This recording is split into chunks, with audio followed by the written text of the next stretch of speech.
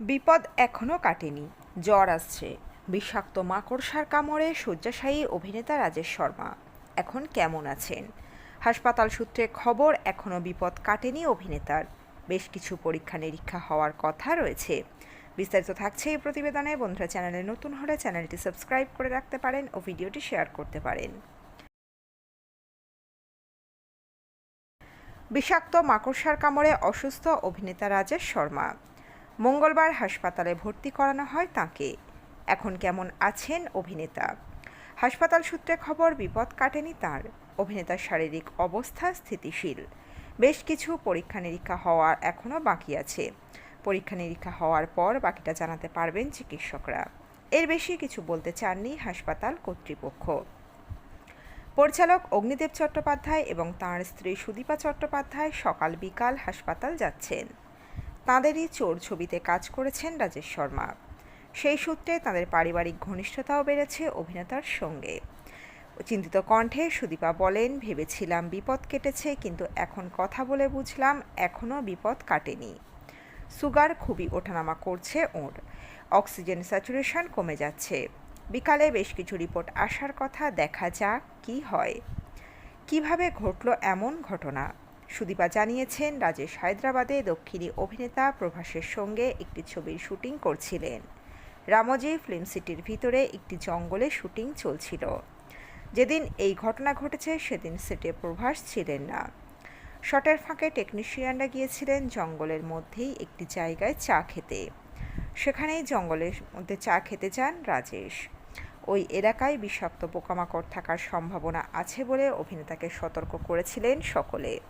কিন্তু রাজেশ শর্মা বিষয়টিকে তেমন গুরুত্ব দেননি বলে খবর।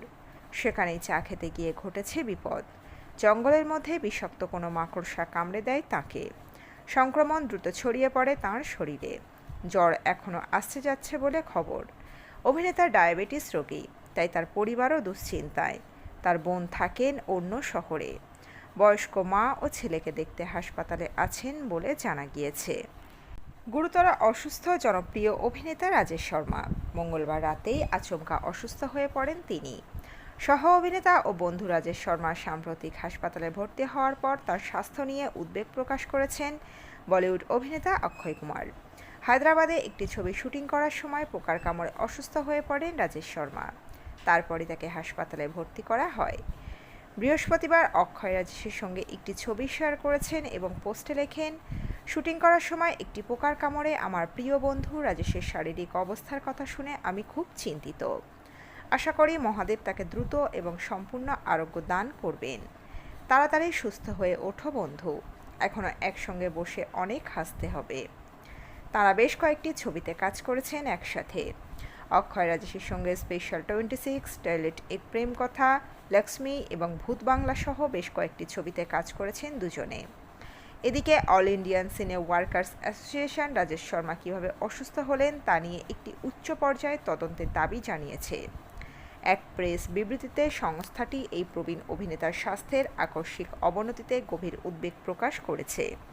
সেই বিবৃতিতে বলা হয়েছে যে পরিস্থিতিতে এমন গুরুতর স্বাস্থ্যগত জরুরি অবস্থা তৈরি হলো তা এখনও অস্পষ্ট এবং এর জন্য একটি অবিলম্বে নিরপেক্ষ ও স্বচ্ছ তদন্ত প্রয়োজন। সংস্থাটি চলচ্চিত্রের সেটের কর্মপরিবেশ নিয়ে প্রশ্ন তুলেছে।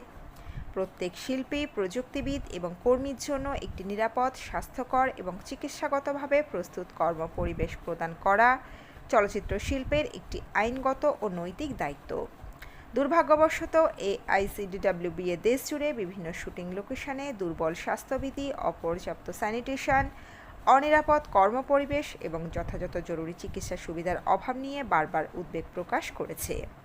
হাজার হাজার কর্মী প্রতিদিন চলচ্চিত্রের সেটে দীর্ঘ সময় কাটান এবং যে কোনো অবহেলার গুরুতর পরিণতি হতে পারে। AICWB আরও বলেছেন, উল্লেখ্য ফৌজি ছবির নির্মাতারা এ বিষয়ে এখনও কোনো বিবৃতি দেননি। তো বন্ধুরা, এই প্রতিবেদনে ছিল এতটুকুই। দ্রুত ফিরে আসবো নতুন আপডেট নিয়ে। অজানা গল্প চ্যানেলের সঙ্গে থাকার জন্য সকল দর্শক বন্ধুকে অসংখ্য ধন্যবাদ। দেখতে থাকুন, চোখ রাখুন আমাদের অজানা গল্প চ্যানেলে।